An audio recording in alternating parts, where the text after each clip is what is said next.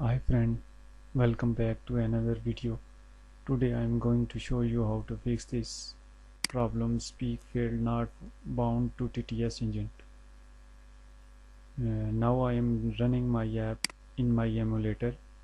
You can see I am implement this method text to speech in my application. Sorry, text field.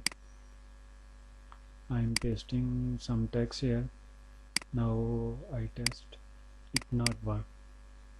This problem generating. Now if you are using compiling SDK version 30 or target SDK version 30, you need to go back 28. Sync now.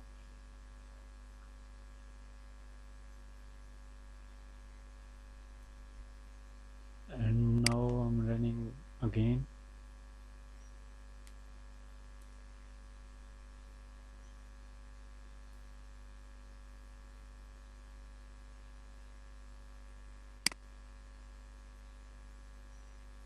I'm pasting some text here.